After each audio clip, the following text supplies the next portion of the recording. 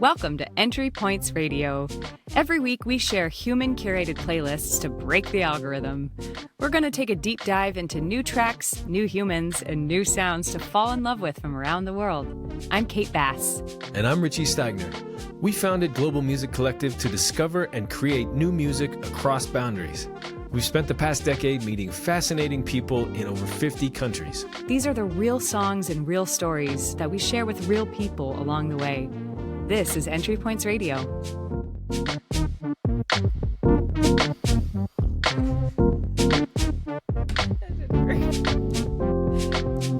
we going? Yeah, you're on, dude.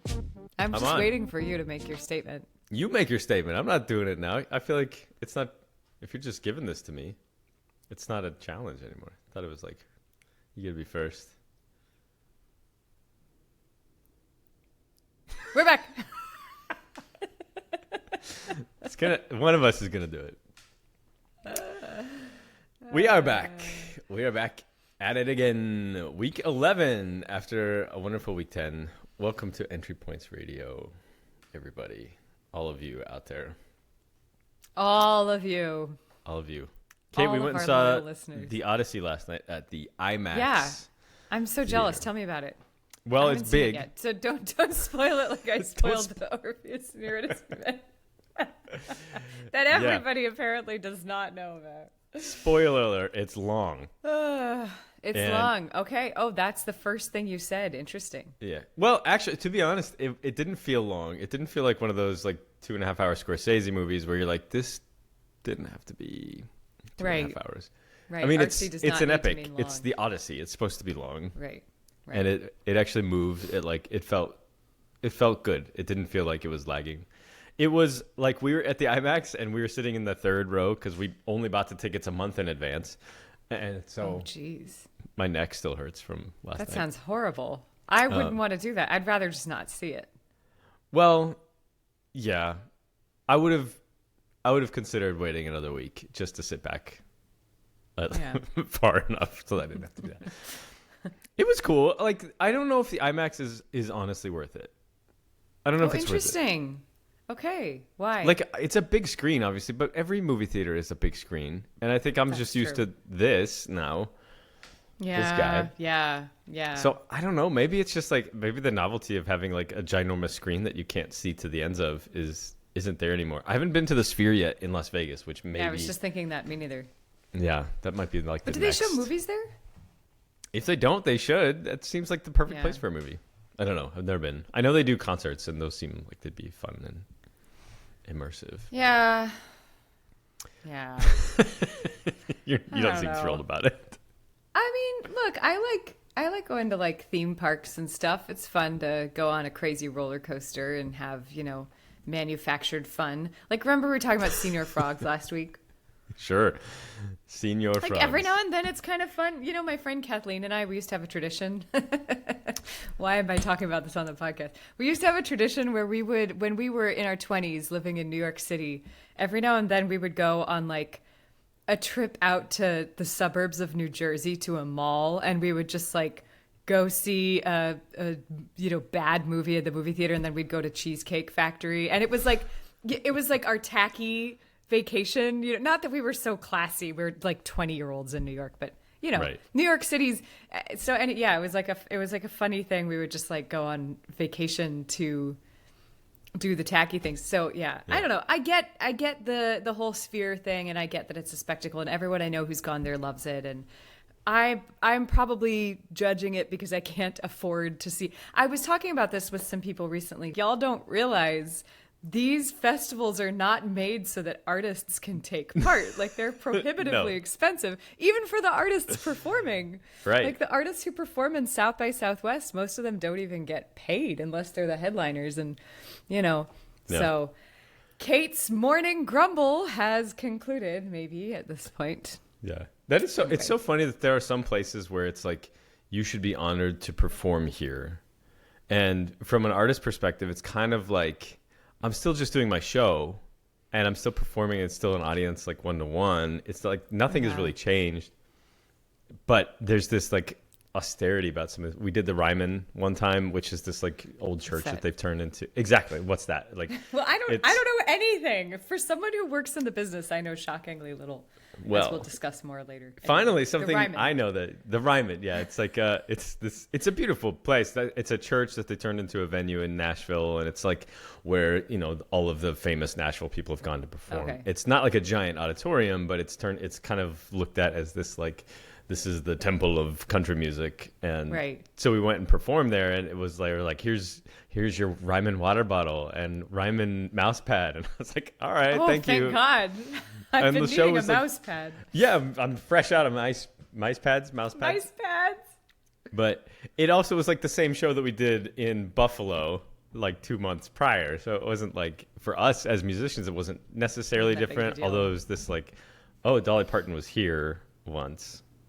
She's not here now. I mean, I sang a Gilbert and Sullivan operetta in a theater that Dolly Parton performed in, and I remember sitting in her dressing room, like the dressing room that had her picture and like the signed photograph, as I'm like getting dressed up as Josephine in HMS Pinafore. And I remember being like, is this cool? I don't know if this is cool. I think this is cool. Yeah. Unless she was here like 12 minutes ago. It's still, she's like years gone. They've mopped 100 times. Yeah, she's performed in a lot of different places, and I don't know. I guess maybe you think, oh, I'm in the dressing room of Dolly Parton, therefore I have made it as big as Dolly Parton. But like, then you find yourself in the dressing room of Dolly Parton singing Gilbert and Sullivan operettas and like getting paid a couple $100 or something, and you're like, okay, well, if this is making it, then I'm going to the Cheesecake Factory in New Jersey. Yeah, you almost feel like if I can make it. That whole like imposter syndrome. It's not like you really believe it, but you feel like, okay, I'm not Dolly Parton. I'm here in the same room, but I'm just like a guest, and she could come in and kick me out of this dressing room right now, and I would have. And then you have to ask. Okay with that. You have to ask yourself at what point Dolly Parton felt like she was Dolly Parton, and at how many moments in her career did she think she was just some yokel in the. I'm sure she doesn't anymore, but she's pretty lovely. Anyway, how did we get on Dolly Parton? I don't know. The Odyssey. This was a wandering. Oh, right, of course. Who knows? That makes sense. Yeah. Since we're a music podcast, I was thinking about the music in it, and it was they didn't lean into like strictly like ancient Greek style stuff. Like there was a little bit of that, which I think they would do a disservice to the film if they didn't include. But there also was some electronic style music, which I thought was kind of tastefully done and woven into the fabric of the film, and some of the moments where it became kind of like dream state, where he's eating the lotus, and then when he is going to Hades, and there's like the island where the dead people come alive again. It's sorry, spoilers. I actually know this myth. It was a good film. It was worth the watch, but I just thought like a lot of the acting kind of felt like just red. And yeah, I feel like I go back and forth between being a huge grump and being like really fun when it comes to movies. Like, I don't know, the Odyssey sounds, I like Christopher Nolan's films. I really love Inception. Like that movie was kind of like earth shaking when I saw it. I remember just thinking it was so smart, so incredible. But I feel like the thing about Christopher Nolan that I like, and I was actually just talking about this in a totally different context last night. I think that being really good at something means knowing that you're gonna not always hit it out of the park, and being okay with that and making the decision to do it anyway. And I like that about Christopher Nolan's films. I mean, he's always super successful and he's a genius and all these things, but I like that he makes the films, and they're all really different, and some of them are really amazing and some of them are kind of like people love them or they don't love them. And but I don't know, I like that he's kind of, to me, he seems like a risk taker more or less when it comes to his films. It is refreshing to have somebody in control creatively, whereas I think a lot of, Marvel, for example, is like written by a boardroom. It does feel formulaic. It feels like somebody had some creative vision and then got just outmoded, or their boss came in and was like, wouldn't that be great if we like also threw in a Coca-Cola reference, or it's just like has that vibe to it, where it's all of the creative choices get sort of like focus grouped out or finely tuned so that it absolutely appeals to everybody or whatever. And then in that vein, it just appeals to nobody. Right. And that's the problem with Hollywood these days. Entry Points Radio, or Get Off Our Lawn. Richie and Kate complain about everything. Yeah, well, I think that's like a good thing in life is you have to find things you like and things you don't like. And I think if you just fall off of that. Allow me to distill all of life into the dumbest sentence. Sorry, you were saying something. No, I'm serious about this. Like, I think it's as you get older, you like climb over this fence. As a kid, like things are lovely and scary, but it's like it's not like you have things that you want to protest or that you don't like until you start to learn them. At which time, then you're like, oh, I don't like this about the government or this about Disney or this about blah blah blah. And then some people fall all the way over that fence and they don't like anything anymore as their advanced age sets in. Yeah. And that's it. I think it's like important to sit on both sides of that fence. And anyway. I like that. I agree with you. You have to like things and not like things. Okay. Yeah. So who goes first today? Your call today. I can go first. Let me go first. I think you went first last time so that you could talk about me. Which, oh yeah, that's right. Want to, again, you can. You're not on my list this week. I'm sorry. I didn't just blindly reciprocate either and put you on my list. Oh, thank God. I was already on Carl's list, so it's fine. I know. I'm super jealous. How dare Carl likes me more than you. That's fair. Hey, did you rap with Carl? You rapped when you were on tour with Carl, right? Mm-hmm. So you're fully a rapper. I'm fully a rapper. Yeah. That was... add that to the list. Add that to the list. I think... I don't know how... This probably happens to you all the time as a musician, but people are like, oh, you're in music. Like, what kind of music do you do? And then you have to explain to them what you do. And sometimes it's easier just to be like, I do pop music and leave it at that. But sometimes you actually want to represent yourself correctly and say like, okay, well, I do a dozen different styles. I think it comes down to like, there are things that I want to express that sound better in different styles. Yeah. Sometimes a hip hop beat, sometimes like a cappella, sometimes a folksy guitar sound is just the way to go. Yeah. You know I relate to that. That's why I always get mad when people call me an opera singer. I'm like, I love opera, but I am not an opera singer. Like I sing opera and I also sing a million other things. Like back off. Don't call me an opera singer. Back off, bro. Back I'm off, not a bro. rapper, so quit rapping at me. Let's just get into this because let's get into this. Otherwise, I could blab and then it's blab. What is this podcast? It's just yapping. Although apparently that's popular nowadays. People like it, yeah. Don't take that thread. Don't take that thread. Don't take that thread. We'll never get to the music. There we go. All right, here is my Glenn list. Campbell! Nickel Creek. Yeah, Nickel Creek. Okay. What's your reaction? I'm just like... Dilla. Dilla. I'm just excited to hear... I'm excited. Oh, you got Willie Nelson up there. I'm really curious, like, what the story is. You've got so much country. What's going on, dude? John Prine? All right. Let's hear it. Gospel Trains. Oh, Sister Rosetta Tharpe. Yeah. All right. I'll shut up. No, you can keep going. I do have a lot of country on there. I think I got on a Glenn Campbell kick, and it just, like, took me on a country train. I actually have this song on here twice, and I thought about putting it together. Highwaymen. It's Glenn Campbell did it, and then the Highwaymen did it later. Glenn Campbell did it first, although somebody else wrote it.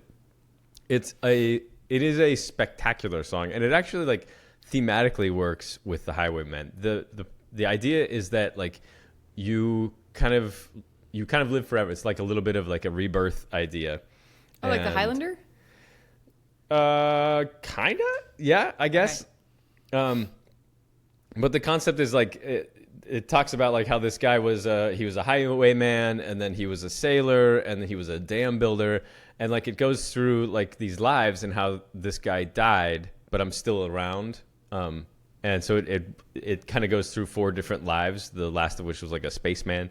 So it worked really well with the Highwaymen. Because there's 4 of them and they each kind of like sing a verse and it's this cool thing. But I really think the Glenn Campbell version is superior, even though it's just like one guy.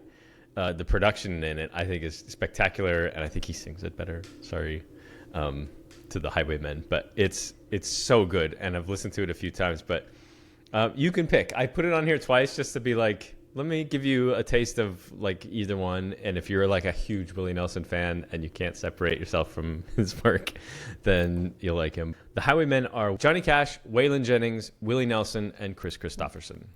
Whoa. It's like a That's super duper mega group. Yeah. Whoa. Mega group. And Wow. like, you know, everybody's heard of them kind of separately, but the fact that they kind of came together and did their own I didn't know.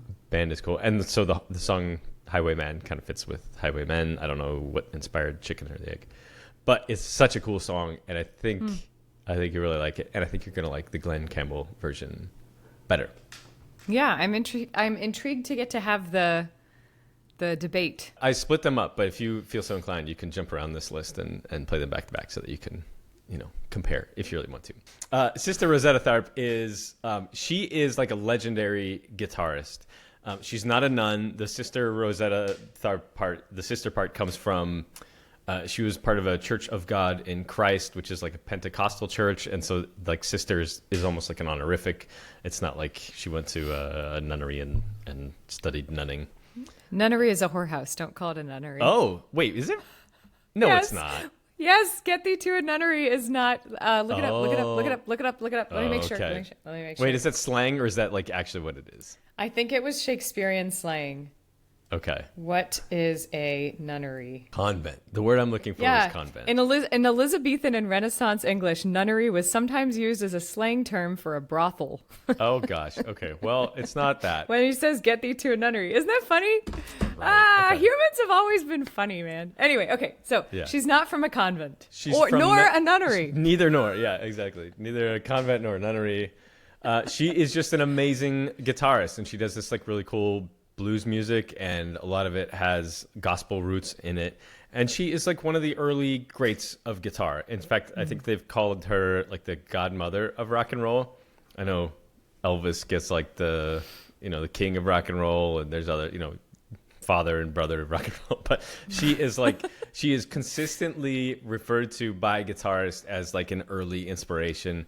The way she plays, her style, her kind of looseness, but still accuracy as a guitarist and as a singer. Like she's fantastic, and it's an easy listen. You put it on and it's fun, and it's just like kind of, you want to get up and dance a little bit. So Jonah made the list. There's lots of other songs from her that are fun, that are different, that are interesting, but this is just one that I was like, let's get her on there.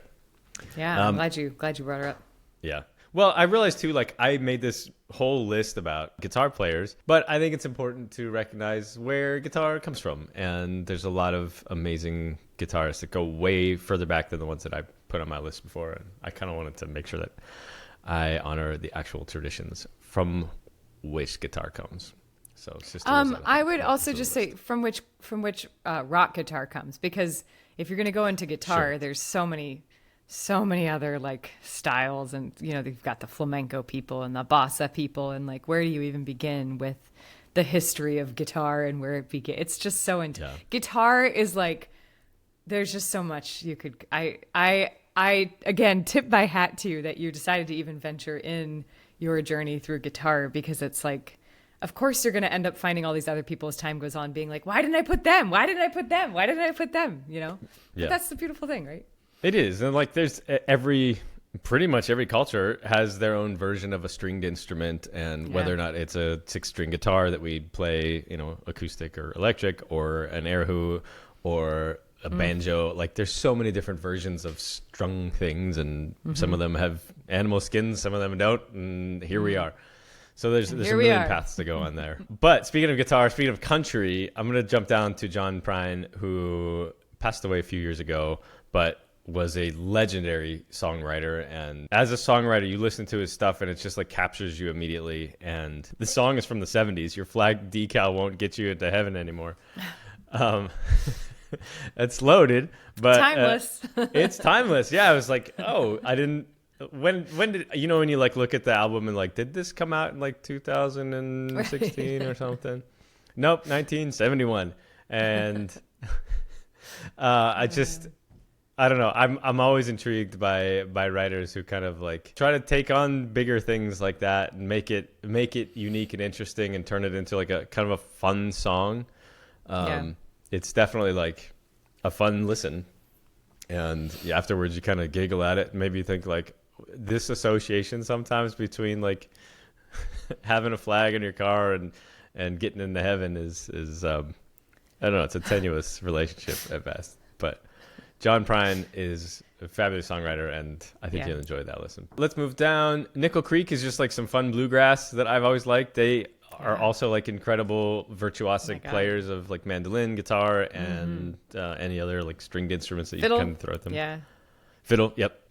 What's the like difference between fiddle and violin? Like, the way you hold a bow or something, right? The way you hold. Well, maybe there's a real difference, but somebody told me once it was like a violin you use strings, but a fiddle is strangs, and other than that, there's no real difference. I like that. I like to think of instruments as like they're made for human beings. Like we made them to be played by us. But I think, and anytime you pick up any instrument, there's this level of like, let me just like understand a little bit like how it's interacted with. And aside from like pure virtuosity, I think you can get to a point quickly where once you understand like that connection between what's in my head and what's coming out of this instrument is just a small tactile thing. I think it's kind of almost as simple as like, you know, when you pat your head and rub your belly, like it takes 1 second of like, let me just get past this weird newness. And then after that, I think you can, in a way, like pick up anything as long as you can like connect to like the grand humanity of it all, where it's just like, I'm playing the same, you have the same hands as I do, which isn't always the case. You know, people are born with different shapes and bodies and everything, but generally speaking, they have the same hands and digits and movements as I do, and their elbows and everything. So if I can kind of like connect with them personally, then picking up their instrument isn't altogether impossible. That hasn't held true for like something like a saxophone or violin, where it's just so hard to like figure out how to get the tone to go through the reed or the string on the bow. But I remember there was a time in where's that? It's not the big castle, Neuschwanstein, is in Germany. It's in Bavaria, right? Anyway, it's this big castle. We went to see it, and we were coming down, and there was a guy playing a hurdy-gurdy. I love a hurdy-gurdy. Yeah, it's this like cool little instrument, and you have to kind of wind it and play at the same time. And I just like, I sat down for like a minute and watched him play and listened to it, and he was like, and he just like handed it to me, and I just started kind of like doing what he was doing, and then you start to understand like how it goes, and after a minute you can get sound out of it and play a melody, even if it's just like really simple. But it's the same idea as a piano or a jack in the box. Like the functions are the same. It's not altogether that hard. It's just a matter of like connecting what's here. I don't know where I'm going with this, but I think instruments can be intimidating, but when you look at them as just like they're just human devices to make noise, I think it's less othered. It's just another vehicle of expression. Since you brought up the hurdy-gurdy, I will forget this, and so I have to retroactively add a song to my list and tell you about it right now, which is one of the most powerful classical vocal songs ever, which is called Der Leiermann, which is the hurdy-gurdy man. It's at the end of his song cycle, Winterreise, which is a song cycle. Do you know what a song cycle is? It's like a cycle of poetry that's set to music and sung by a singer and a piano. Okay. So anyway, at the end of Winterreise, Der Leiermann comes on, and it's this like this kind of drone in the piano that's low, and he sings this poem where he talks about how like there's this old hunched over man who's just playing a hurdy-gurdy, and he talks about how like no matter what's kind of going on in the world, he just keeps playing the hurdy-gurdy. And at the very end, he says this line that I think is so powerful. He says, so there beyond the village stands a hurdy-gurdy player, and with numb fingers he plays as best as he can.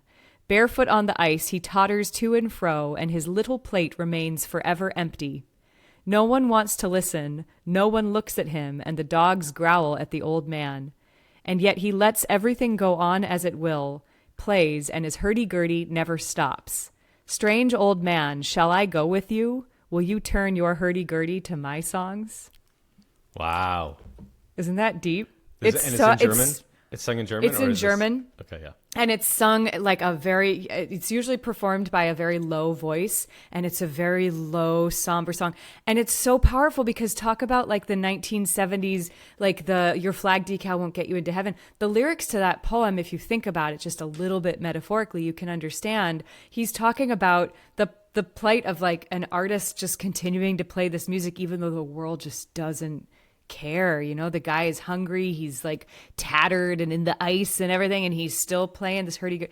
I just think it's such a powerful song. I didn't mean to derail this whole discussion, but the fact that you talked about a hurdy-gurdy man in Germany when we're talking, I just need you to know about that song, and I want you to listen to it. I want to it's now. Dark. It's really like, dark, but it's really good. That sounds like the guy that I came across. He's like kind of outside of town and sitting there, and it's cold because it's Germany, and it was like later in the year, and he's just.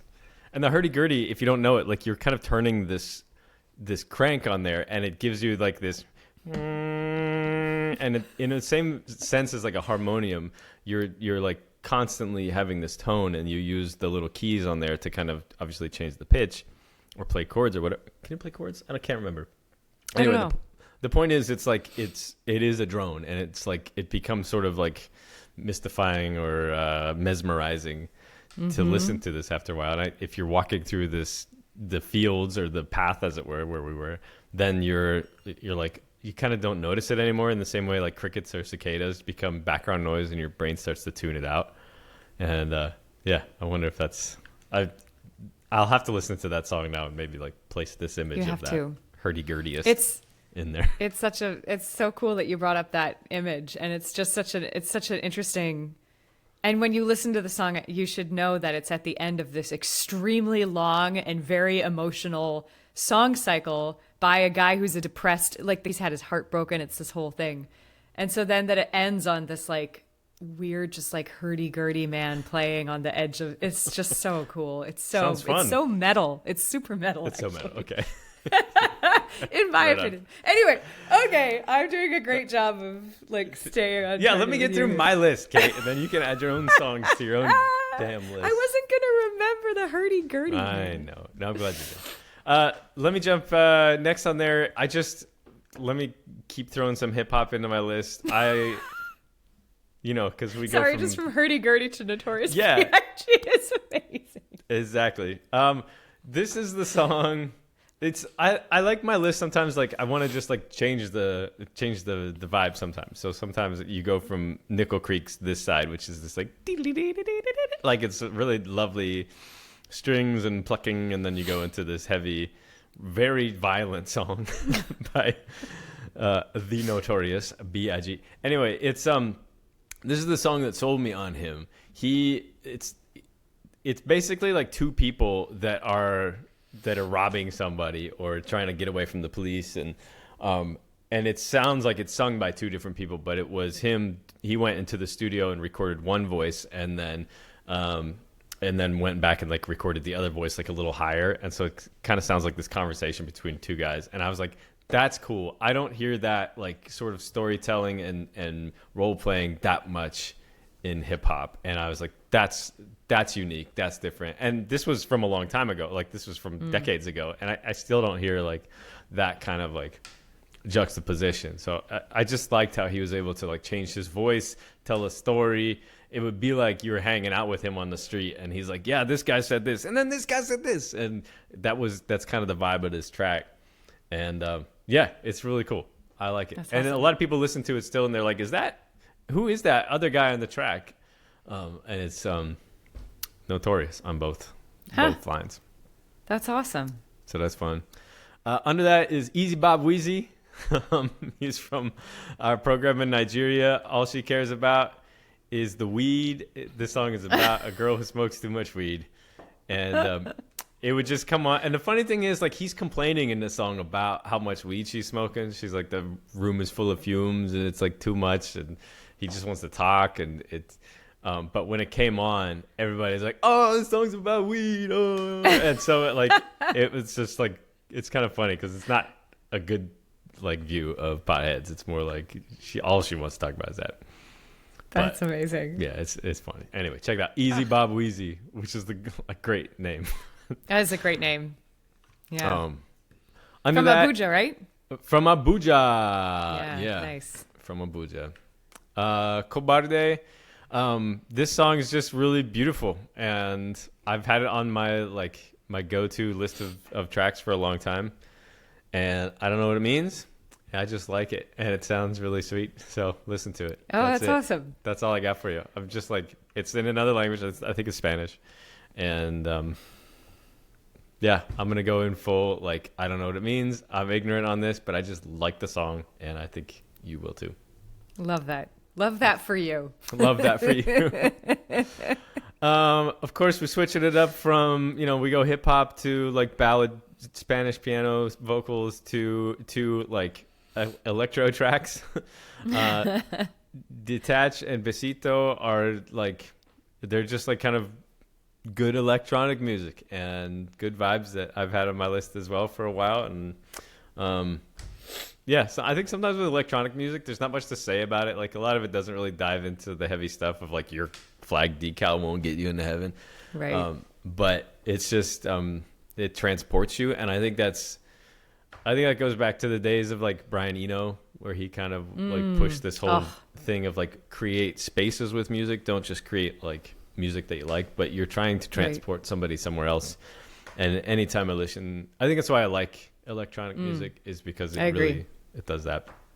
Yeah. The next on there is a Jay Dilla song. There's other stuff that he's got that's just like not on Spotify, or that is, he made all kinds of beats, and so like his work is on other artists' stuff that you wouldn't know is his, or he's inspired other stuff, like MF Doom, for example, that has made the list too. But this song I put on there particularly because it does this like tempo shift, which you don't often hear in music. Like it goes through this, like the speed is that, and then it slows down for a bit of it, and then it picks back up again.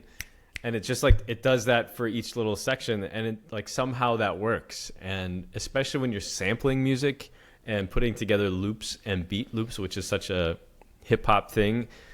You think about a DJ that just cuts, a piece of the record and does a needle drop at like this point and then loops it. It's hard to like shift from that tempo, because it's going to play the same thing over and over. If you shift that, it gets weird. But this song does it, and it works so well. And it's like, you don't hear that so much. And I get so bored with stuff that I'm like, give me something different. And this is different. That's awesome. Check that one out. Highwaymen. You got me into Jay Dilla. I got you into Jay Dilla. Okay. I think so. I think years ago I was like, what are you listening to? You're like, Jay Dilla. You're like, okay. Anyway. There's a whole book about him. He was a Detroit guy, and died pretty young for his accolade. And I think, having died young, I think some of his stuff has become, mythical at this point. But really is influential in a lot of beat makers now, and any respectable beat maker these days. If you don't know Jay Dilla, you don't know nothing. Anyway, so check it out. Jay Dilla, Don't Cry. I've already talked about Highwayman, but this is the version with the other four guys on there. And then I did it last week. I'm gonna do it again.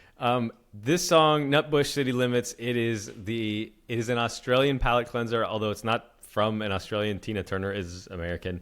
There is a version with Ike Turner on there as well, but Ike was abusive, and I was like, I don't need to include him in this. So just Tina. We'll do the Tina version. Just Tina. Heck yeah. I don't know why this song is like, the Aussies have adopted Nutbush City Limits. I don't even know where Nutbush is. But there's like a whole dance to go with it, kind of like a line dance. And did they take their pants off? This one is not a pants off song. That was last week's Eagle Rock. Yeah.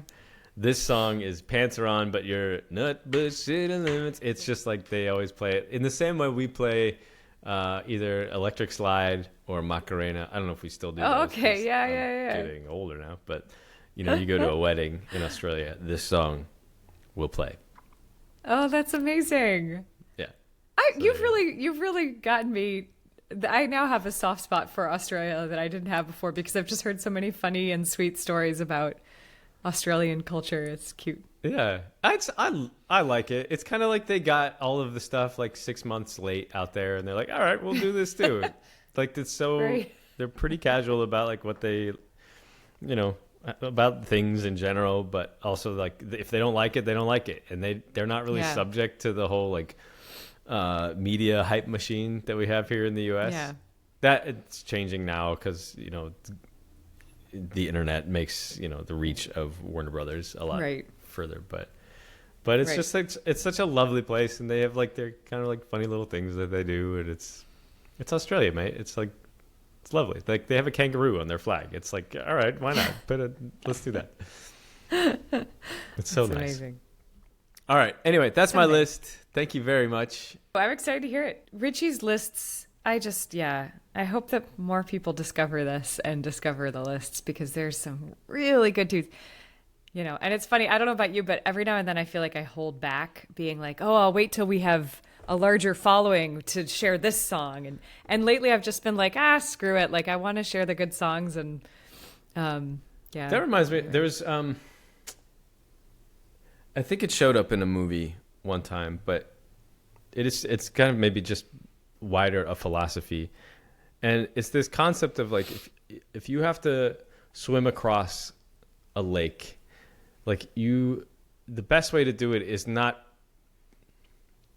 planning to come back. And what I mean by that is like, you don't get like 3/4 of the way and give up. If you do that, you aren't going to make it. Or, if you get 1/4 of the way out, then you think like, I'm going to have enough to like come back. Instead, like just plan to go all the way on the first go. And that speaks to like life in general. Life is short. I don't know if I'm going to make it next week to do another podcast. Don't say that. Exactly. I like not saying that like I'm not, health or whatever is an issue, but it's like, I don't know, maybe my microphone fails and maybe I forget, or maybe internet's bad. And so like, let me put my best stuff up now, and then I'll just YOLO. count on next week. Yeah, exactly. YOLO. You only live once, and also you only like are alive now.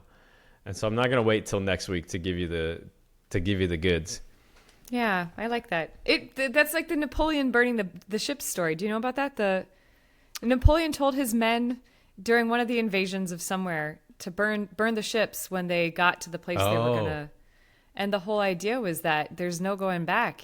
Only forward. The only way out is through. And it was super toxic. It was Napoleon, but there is something kind of existentially powerful about thinking about that. Anyway, I love that. Yeah, the ethics of taking away somebody else's retreat is... it's Napoleon. It's questionable. Yeah, and it works in a way. We make what we can of history, Well, sure, yeah. Anyway. All right, should we go to your list? Let's do it. Let's go to it. I'm excited. You better be excited. Here we go. Kate's Week 11 list.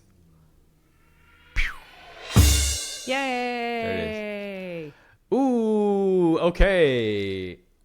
Yeah. All right, we got some jazz in here. We got... Oh, you got MF Doom. We were just talking about MF Doom. That's crazy. I have a whole story about that. Cool. Okay. UFO. There's another song I like called UFO that is from a completely different artist, but I want to know about this one. And Tujum, that seems Indian to me, or around there. Oh, God. Pakistani, that is the song upon which this entire week is circling. Do you want to start there, or is that like, do we end there? No, I want to end there. Also, I love this. I don't know if like this is part of the conversation, but the like smiley face emoji, or just like the text that is that. There's a whole movement of like there's like a whole like anti-commercialized music subculture that has really always been around. And speaking of like electronic music and dance culture, there's a lot of like, you've heard of like the secret raves and the places where it's like pop-up concerts. They're meant to be like attended by people who just like the music. They're not intended to be like the next big thing that that Live Nation is going to support.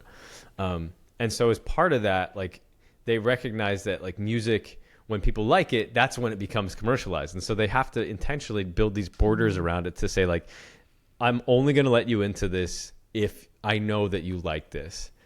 And now that everything is searchable and findable, there is a whole like anti-algorithm movement where people will name things that like you can't search.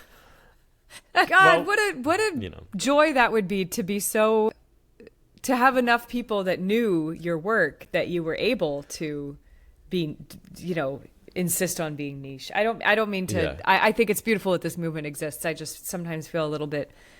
It's just so sad to think that we spend so much of our lives just trying to get anyone to listen, and then you finally get someone to listen, and you spend so much of your lives trying to get people to not know.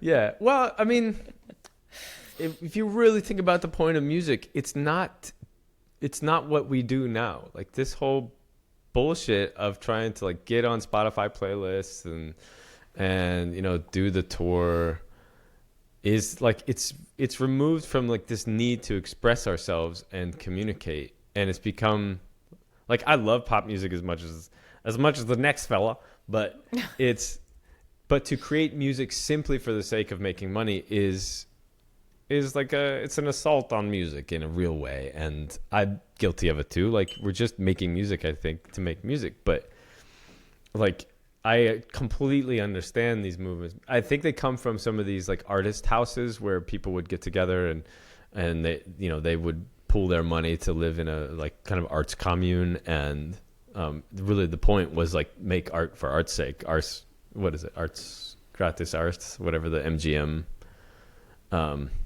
logo is on top of there. Do you know what I'm talking about? So if you look at the MGM logo, the one with the lion on it, part of it on the top of that like gold circle is Ars Gratis Artis, which is like art for the sake of arts, which for a giant company like MGM is maybe had to start somewhere, I guess. Yeah, it had to start somewhere.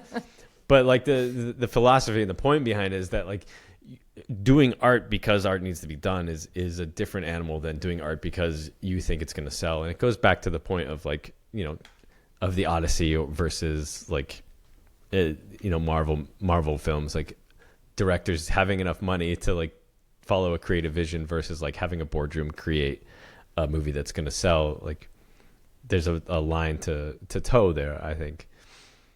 Anyways, I'm going way off topic for your playlist. I'm sorry I've gotten that far without. No, I just there's so much further that I would want to take it, and I'm kind of trying to debate.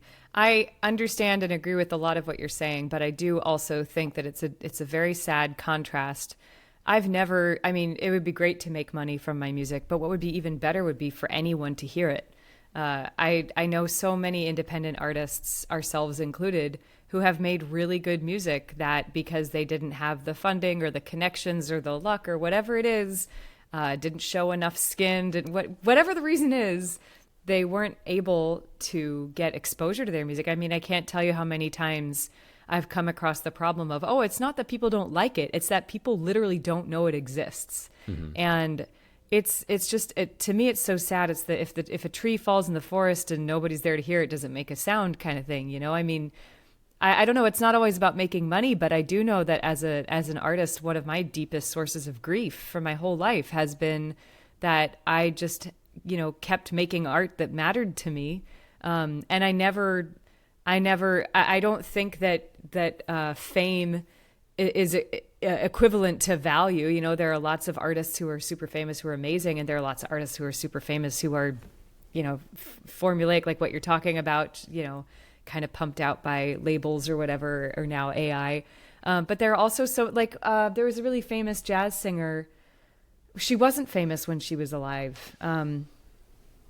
Was it Eva Cassidy?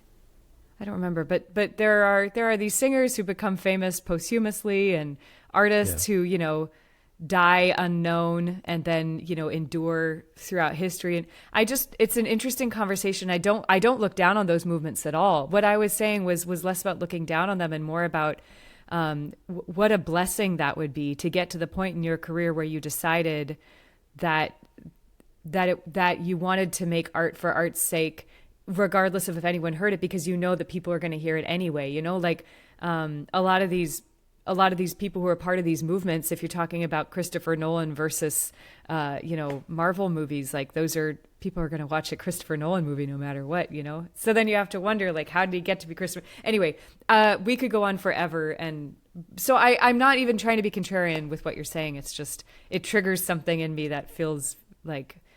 No, I understand. And like, as two people that have like tried to, yes, and like, we have tried to make money doing music, and we are recognizing the struggle in that. I think that is like that forest, that tree falling in the forest, like there is a whole community there too. So they are like supporting each other within that community. And so I think it's less of like just one guy over there making art because he wants to, and more like they have decided to separate from this glob of commodified music and go off and kind of create their own world, which does support itself, and there are enough people in there where they can kind of do their own thing.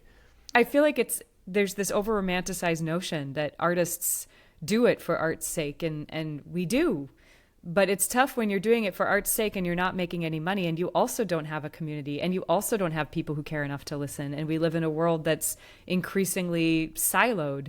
It just makes me sad. Anyway, I'm not trying to argue with you. It's just triggering to no, we could go down this for ever. There's so much to talk about with this, but I do like that you have a song on here that is just a smiley face text emoji. Okay, Japanese House. I don't know how I know them. I love them. I think it's a her. I think it's one. I don't know. But there's so many. Every time a song by the Japanese House comes on, I'm always like, who is this? I love this. And there's so many songs I wanted to put on this playlist. I think my entry point to the Japanese House was a song called Dion, which is just, I love it. I love it so much. I don't know enough about who they even are, but this is I think a recent song that came out. And it's just a really happy song. It's just kind of talking about how, like something's kind of shifted, and I feel happier. So anyway, that's that song. It's I don't think it has anything to do with the movement that you're talking about, but it's a great song. Almost certainly not. And, almost certainly not. It's just a smiley face. So, but check out the Japanese House. The Japanese House is a really, really good group. I'm curious. I know American Hotel. They're a band, but Japanese House, I'm not familiar with. Yeah. I'll check it out. And French Laundry. The first That's a restaurant, right? Yes. Sorry. All right. Anyway. No, you're getting back at me. I knew you were going to get back at me for derailing your playlist. Take that. Two Little Men in a Flying Saucer is an Ella Fitzgerald tune that is so apropos. It's about two little aliens flying down to Earth and seeing all the BS going on down here and being like, we don't want this. And they quickly fly away. See you later. It's just a really cute song, and it's kind of, I don't know, like lately here in America, it's like, oh, now we can't have blueberries either. Like the lettuce is infected, the blueberries are infected, what else? The eggs are infected. Yep. Like we can't eat anything in America right now because we no longer have a governmental organization that regulates our food. Just drink Gatorade. You need the electrolytes. Yeah. So, I mean, that's going on. And then there's videos of these bulldozers going in and bulldozing Big Bend National Park, ostensibly to build this border wall. But then the government is saying, oh, it's not for that. But then what is it for? And either way, there are bulldozers that are ripping apart, one of our most precious resources in our country. I'm seeing videos of that. And it's just like, oh, now there's like electrocution shock gloves that like the ICE the border agents are using. And it's like, can we stop being horrible? Like, please, can I eat blueberries? Can I just have a blueberry? So that's, I don't know. You can. Anyway, you can eat it. I feel like we've had some weeks recently that I've been like really upset about this stuff, and this week I just kind of feel like this Ella Fitzgerald song. Like I just can imagine these little aliens flying down and be like, "Well, this is pretty." Like, oh, the blueberries are infected. Like, we're out. Great choice. So that's that.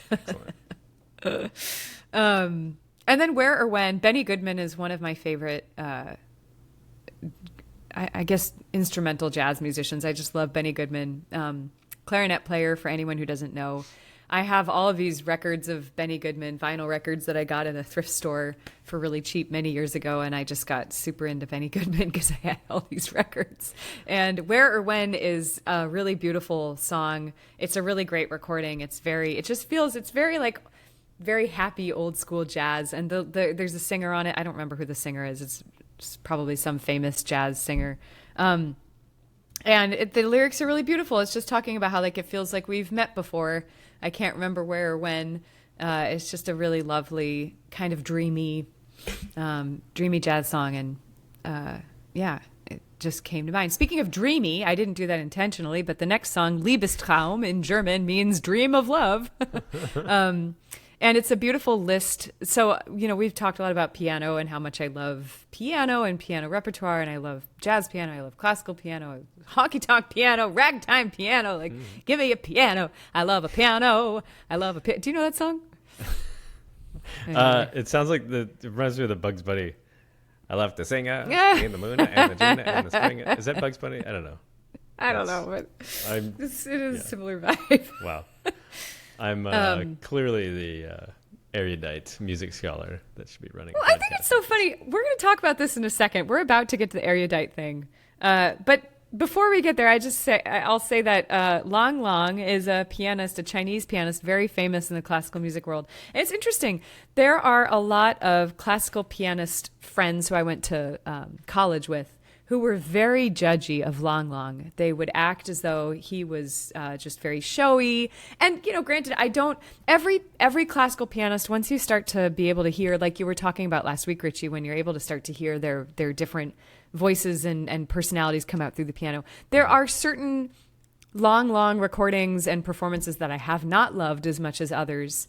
And I think there's also just this bullying mentality in some of the as soon as you get into a scene, people can be very judgy of like, oh, you like the famous song, like, okay, you're like Lang, cool, like it's not a deep cut, but I feel like Lang in this recording, I really enjoy his interpretation of this particular piece, and I think it's really beautiful. It's just a very beautiful song. You might recognize it. It's probably in a lot of movie soundtracks and stuff. It's just a beautiful song. It's a very nice song to have the sun rays coming in through the window and you just kind of sit back and listen to this beautiful piano music. Have like a piece of fruit or something. I don't know. It's nice. Choose wisely right now. It's a real, yeah. So that's that. Go ahead. I think this comes up every once in a while, but I have no time for people that are snobby about musicians and say like, oh, it's too showy or not showy enough or what. That is like the least effective criticism that I hear. This industry, the idea of art itself, like there's so much room here, and you can come in and be a showy piano player or not, or you can be the quiet one. From what I understand, Liszt is like very complicated and hard to play. I could be wrong about that, but like, yeah, Liszt is hard to play. He was also a hottie, by the way. It's also a hottie. That probably doesn't hurt your cause, and if you're trying to become, I don't know, whatever court is like. He needed a patron, just like in today's day. Exactly. Those patrons, they don't want to just hear stuff; they got eyes too. So. But yeah, I don't know. It's just like when people get like so pretentious, I think about like, oh, you don't like the hard to find stuff. Yeah. Who cares? Like that, I like the stuff that I like, and I think those people be damned. They're just jealous. Yeah, I know. I mean, it isn't. I will say though, as an opera singer, sometimes it's difficult when people will say they love opera and then they'll talk about, I don't know, Sarah Brightman or some of these kind of pop, Andrea Bocelli, who's Andrea Bocelli is actually very talented, and so is Sarah Brightman. I think what makes me sad sometimes as an opera singer is I feel like if people could hear Pavarotti sing, or if they could hear a recording of I don't know, Jesse Norman, some of these opera legends, and hear them next to Sarah Brightman, I think then they would at least be able to understand that it's not that Sarah Brightman isn't a beautiful singer in her own right, but it's a different style of music that she's singing than what opera really is. And so when people think that Sarah Brightman is the representative of all that is opera, that's when it gets a little bit sad, because it's not Sarah Brightman's fault, but it's not the purest expression of the genre. So I do kind of, I kind of understand that to a certain degree, but I think that the judgment on Lang Lang in general is just kind of like, okay, I don't know, like, it's like when classical musicians will be judgy about John Williams. It's like, okay, fine. So you don't think his music is as complex as, oh yeah, a lot of classical musicians will be like, oh, John Williams writes like catchy pop tunes. And it's like, yeah, and they're great. And so is like a Mahler symphony is amazing, and so is John Williams, and they don't have to be the same. You don't need to hold them against each other. Anyway, that's so funny that John Williams. I didn't mean to go on forever music, about too. Lang Lang. No. Like, no pop radio station is gonna drop the Indiana Jones theme song. Like, it's just not pop music. And so to complain that like this is not opera, but then say it's pop. But really, from a pop perspective, like, this isn't pop. It's more opera than pop. It's like, if you don't want me to like overly generically classify this music, then don't do it to me too. Or maybe on the flip side, I reckon that like I don't know much opera, and I think it's like I like the idea of opera, and my only entry into this is Sarah Brightman, whether or not it's technically opera or not. It's I don't know.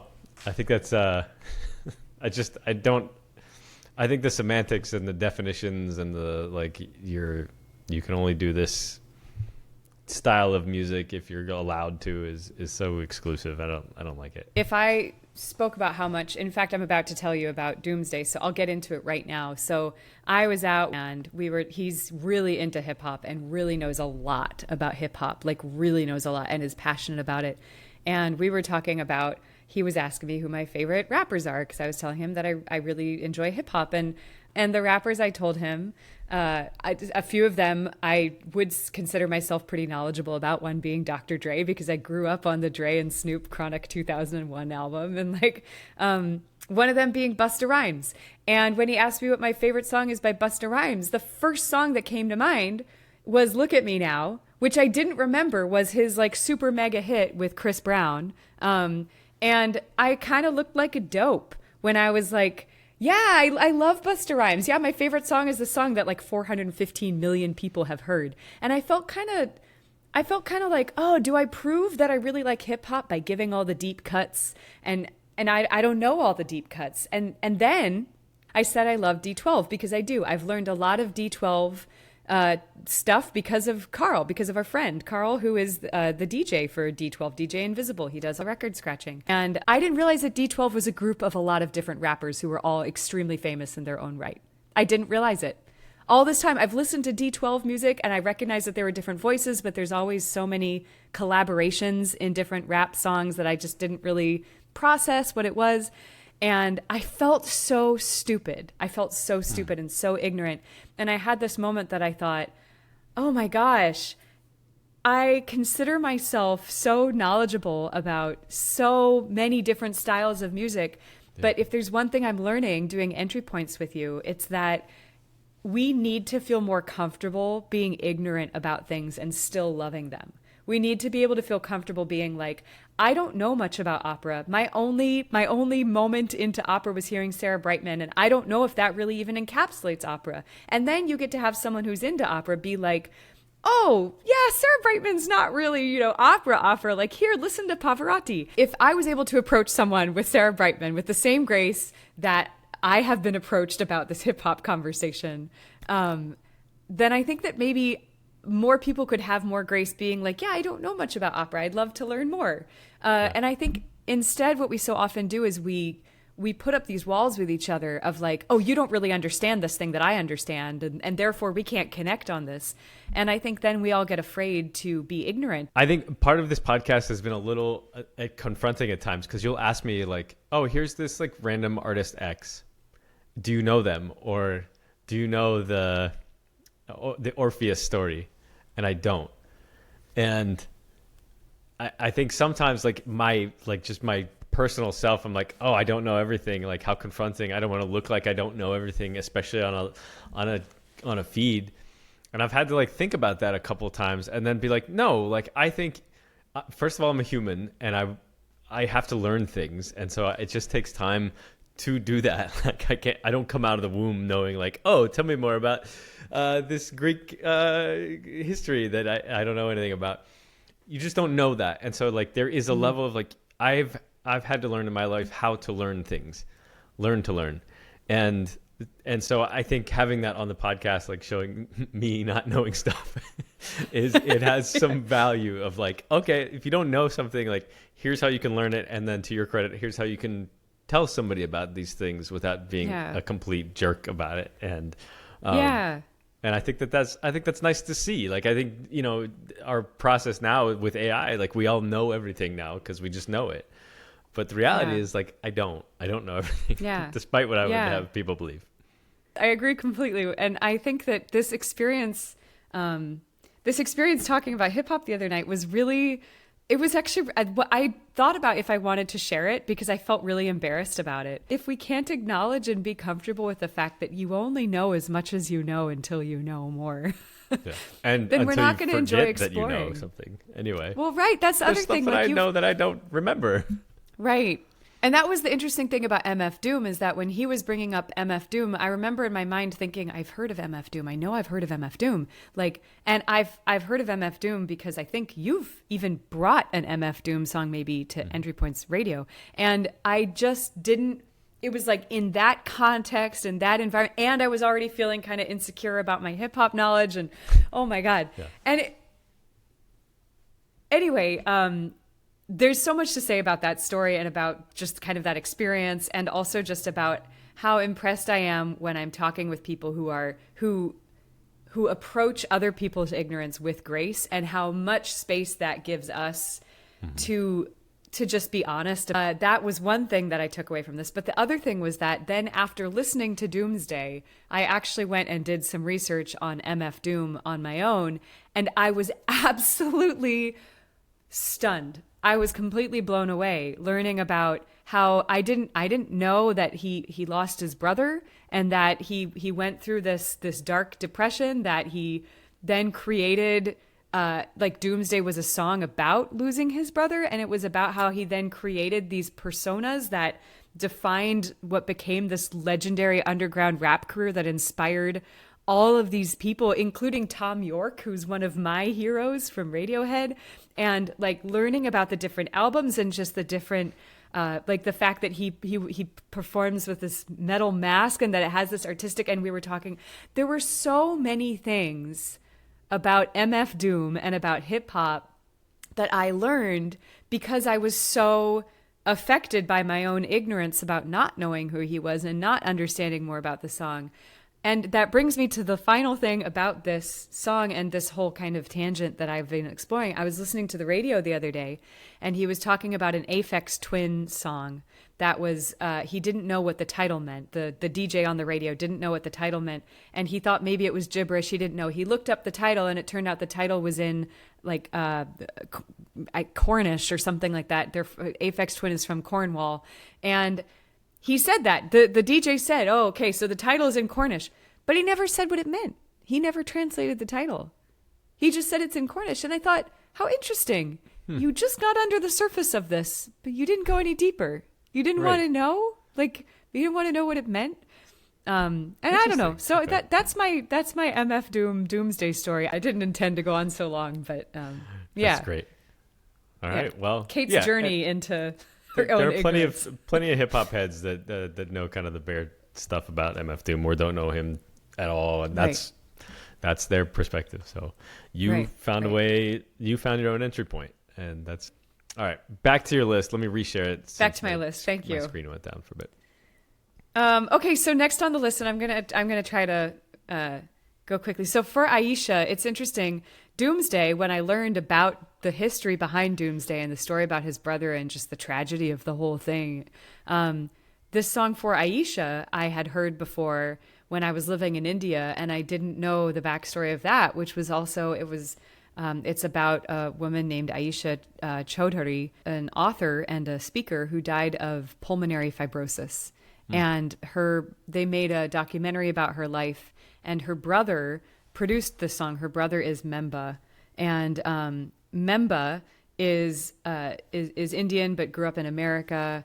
And he wrote the songs. He wrote the song with a guy named Will Curry, who he met by chance during an archaeological dig in the forests of India. What? Will Curry, the other producer who worked with Ishan Chowdhury, who's Aisha Chowdhury's sister, Will grew up playing in a Zimbabwean-style marimba band, while Ishan was raised on Bollywood and Sufi rhythms. And so the vibe of this song is just very unique. And when I was learning more about why it was unique, I was really, as two cross-cultural musicians, I just thought that was amazing that that's how the two producers met each other. But even cooler is that Evan Gia, who you see the name there, is the vocalist, one of the vocalists in the piece, and she is a trained opera singer who married Ishan Chowdhury. She married the producer. This opera singer married the producer, and she recorded the English hook for this song as a part of it. So Ishan went to India to work more with these Indian musicians. And then the Nuran sisters, I don't even need to look at my notes about this. I love Sufi music, which you'll hear about in a minute, but the Nuran sisters are a very famous duo, a Punjabi duo that sings Sufi music. And the fact that they got them to also participate in this song, and so you'll hear there's different languages in this song. There's a sampling of this one track that is a special thing between him and his sister. Anyway, it's just an incredible song, and I was really moved to learn that it's a tribute. I mean, it's called For Aisha, so obviously it's a tribute, but I didn't know it was produced and written by Aisha's brother. Tribute. Yeah. So I kind of thought that was, and I didn't intentionally put Doomsday and For Aisha on the same playlist. I just thought that was kind of a beautiful similarity. So that's that song. It's a really cool song. And I would be curious to hear what you think, Richie, because I didn't even realize there were so many different elements from around the world in it. But now that I know, I can hear it, and it's really cool to hear. It sounds on first listen kind of like a hip-hoppy, pop-y Indian song, but not Indian. I don't know. It's cool. Anyway, so give it a listen. See what you think. I will, and I guess I need to go on more archaeological digs to meet musicians. Isn't that cool? What a cool. I think my How life does one is cool. end up on a dig? Zimbabwean, and who plays in a Zimbabwean marimba band? That's just it's so cool. Sweet. There's so many amazing musicians. It just goes back to the same thing we keep saying. So many amazing musicians all over the world doing interesting stuff. Yeah. Okay. So going from the deep into the mainstream, I'm so glad Olivia Dean is now mainstream. I think she's such a remarkably talented singer and singer-songwriter. I love her music. I don't think there's an Olivia Dean song I've heard that I haven't liked, to be honest. UFO is, I think it's probably not one of her better known songs, but I love it. She's talking about being new to being in love, but she describes it by saying she's trying to fly a UFO, and she doesn't really do it often, and she doesn't really know how she's gonna make it work. And it's a really beautiful song, and I like it when, obviously, so many songs, as songwriters, we can all agree that so many songs that we write are about love and about relationships and about matters of the heart. And when people are able to find ways to sing about love or to write about love that are creative and kind of quirky like this, I really enjoy. Mm-hmm. I also just realized that I've got the Two Little Men in a Flying Saucer and then a UFO song. I was going to mention, you got some space themes happening. Space themes. MF so that's Doom UFO. is kind of a comic book. Anyway. Yeah. So, Man. Surrealism I'm here. Still just so excited about this whole MF Doom rabbit hole. Anyway. The next song is just a stunning song that I know you will love, Richie. It's Voces 8 is a choral group. Yeah, a cappella choral group. And they're just, it's funny. So Richie comes from the a cappella genre. Part of his musical background comes from that. Part of my musical background comes from the Western classical vocal genre. And so I sang for many, many years in basically an a cappella group, although it was a classical Renaissance vocal group. So it was like 8 people. I sang in this professional vocal group for many years when I lived in New York City, and we sang Palestrina and Josquin and these like Renaissance composers that wrote this absolutely divine music that I'll be sharing, I'm sure, in the future on my playlists. And so we both have this background that is like, I sang for many years basically a cappella, but it wasn't a cappella. It was, called Renaissance, classical music, polyphony. And what I love about Voces 8 is I feel like they bridge the genre. They're known as an a cappella group, right? Yeah. Yeah. They're from England, right? London or Great Britain? Somewhere. I don't know. Probably. I'm ignorant on that. No. Just as like an aside, like the whole a cappella thing, it means like church music, because during those times, like they didn't allow instruments into churches, and so you had to sing, otherwise you were unholy. So your Renaissance music that you were singing, just vocal, was probably more a cappella than a lot of a cappella. Oh yeah. It was the origin, the grandfather, if you will. I will. But so the reason I love this song, it's, first of all, it's just absolutely goosebump inducing beautiful. Secondly, it's a Hafiz poem, and it's, I think I could even quote it probably off the top of my head. It's the sun never, even after all this time, the sun never says, you owe me. And then it says something like, look at a love like that. It lights up the whole sky. Isn't that beautiful? The sun never says you owe me. I love that. So it's a beautiful song. Okay. So the final song on my list is one of the most important songs in my entire life. The first time I heard this song was a friend of mine named Enayat Ullah, who lives in Pakistan. He is an amazing person, an incredible musician. He now is a bureaucrat. He is incredibly smart. He's passionate, visionary human being. And I got to meet him I think it was during COVID, actually, that we got in touch, because I was doing this project that you and I worked on, Richie, the like 25-minute prayer. Yeah. Enayat had COVID, so he wasn't able to record for it, but we ended up becoming friends, and since then have been in touch for many years, and have wanted to do a project together for many years, maybe sometime in the future. But when we were talking about doing projects, it must have been about 5 or 6 years ago. He sent me this song, and he was like, you've got to hear this. And true story, as soon as Abida Parveen started to sing, I have goosebumps just remembering this. This is going to sound really, really extra, but I fell to my knees.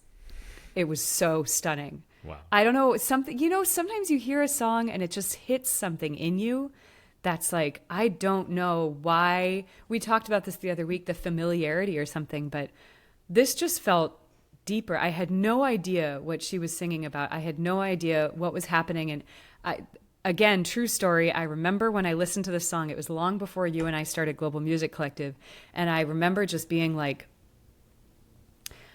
I need to go to that part of the world. So this song is from Pakistan. Abida Parveen, one of the most legendary Sufi singers. She's like another creature. I don't even know. I don't have words to describe what her music has meant to me ever since I first heard this song. I have learned a little bit about her over the years. I know that she grew up in an age where women were not supposed to sing the style of music that she has now become a legend in singing. And her father heard her sing, and her father said, basically, like, we can't deny this talent. Like, this needs to be heard. Her voice carries something that is beyond language, and it's beyond anything. And when you listen to it, I wonder if you'll feel the same way. But as soon as she starts singing, it's like, what? So that's Abida Parveen. Nasibo Lal in her own right is also a legend, and she's a Punjabi singer. They're both Sufi singers. Sufi music, for anyone who doesn't know, Sufi music is an entire genre of music in the India-Pakistan kind of region and beyond. It's traditionally music that's not really written about love between humans, but more about love with the divine. I mean, it's Sufi, so there's a mystical element to it. It's extremely popular in that part of the world. And I love it because it's just really deep, really powerful, soulful music. And usually the singers are absolutely incredible. So anyway, this song, when I first heard it, has traveled with me through so many chapters of my life. I remember a few times listening to this song that will stick with me forever. One of the verses, my favorite verse, says, "I am not in my right mind. I don't know anything. I just sing in my madness. Even if I make the whole world happy, I know I still won't find peace. Even if I find all the happiness, what will I have after I die? I reason with my heart that there is nothing in your control. So relax and just spin." Tujum is spin. You spin, you spin. Spin. And so the whole song is kind of about this, like, she sings the word divani, which means crazy. But it's a kind of crazy, as far as I know, the translation of divan is crazy that's like, in a kind of higher level crazy. It's not just like, oh, you're a kook. It's like, oh, you are mad with something. Like you are mad with devotion, mad with love, mad with joy, whatever. So yeah, this song is so special. There's one final memory that I have to say about it, which is that when we were in Turkmenistan, we were in the bus, the tour bus with Dovran Shamuyev, who is a dear friend. Dovran is like a pop star in Turkmenistan. Like, Star. Yeah, like probably one of the, and also just one of the most lovely, kind, wonderful lights of a human being that I've ever known. And I was listening to this song, and I'm so cheesy, but every time I listen to the song, I find myself close to tears. And I was looking out the window, and we were driving through the desert in Turkmenistan, from, I don't know, Ashgabat to Turkmenbashi or something. And I remember distinctly the landscape was just this like strange high step desert landscape that you see in Central Asia.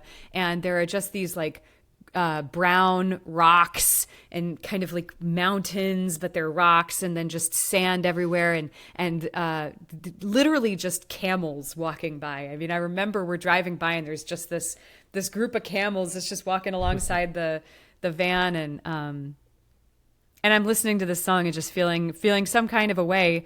And Dovran's like, "What are you listening to?" And I told him it's my favorite song, and I told him the translation of the poem, and I made him listen to it. And that experience of getting to share the song that is so just like profoundly important to me at this point, with this beautiful colleague and friend who I've now known for a number of years and gotten to work with musically in so many different ways, and to get to see his reaction, and how much it moved him too, that this song from these singers in Pakistan moved two people from other parts of the world who didn't even understand the words or exactly what they were saying. It's just, there really is, it's kind of a overdone phrase, but the universal language of music, you and I have talked about it a fair amount today even. There's something about it that just, in this song in particular, it transcends something that's, it hits me viscerally every time I hear it. So, I don't even know if I did it justice, but that's my explanation about Tujum. Did I make you listen to it on that trip? Yeah, I think so. I think the thing that strikes me about this story is that you were struck by it without knowing what it meant, and before you knew the words, it brought you to your knees with this, just the sense of it. And not to like draw a direct line between this and Brian Eno, but the idea of like you can express what you want musically. And not just through lyrics, certainly through them as well, but be able to say something so impactful just with how you sing something, even if somebody couldn't understand that. I think that's a really remarkable thing. And what a cool song to then share with somebody else who doesn't speak the language, and to have that impact them as well, and to have them take their interpretation from it. I think as a singer, something about Abida Parveen, the uniqueness of her voice, the power of her expression, there's something about her it's just transcendent. She's just transcendent. I'm so glad that she's alive. I'm so glad that she's on the planet, and that people like this are out there making music, I guess I just assume that songs so impactful must be sung by people who are long gone. Right? Yeah. It's just, she's from, the 20s or something, but I'm guessing she's not that old. And yeah. I'll tell you, if I ever got the chance to hear her, Richie, you would not see me cry so hard. Oh my God. Yeah. Amazing. I don't know anybody that would impact me so much with. I don't know if that speaks to or against me as a musician, it doesn't. as a person, but it's just, yeah. Yeah. Anyway. Oh, I'm too much, remember? You're too much. Just enough. Everybody's just enough. Yeah. All right. Great list, Kate Bass. Thank you, sir. Wonderful. Thank you. Thanks for sharing it. And yeah, we will have both of these lists up on our pages, and you can actually check out the playlist themselves, so you can listen to it now that you've heard us blab on about it and chit chat and have too many divergences from the conversation. But I liked them all. yeah, it's all good. And what a cool list. Especially, I don't know what the UFO theme is about, but I'm interested to hear why. To figure out why you're thinking of space cadet, I guess. Yep, that's all right. Yeah, all right. Well, that's it for this week, I think. Do we have anything else to share? Or is that, I don't know.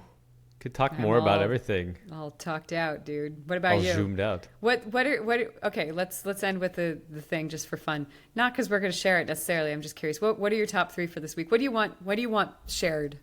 What do I want shared? More than anything.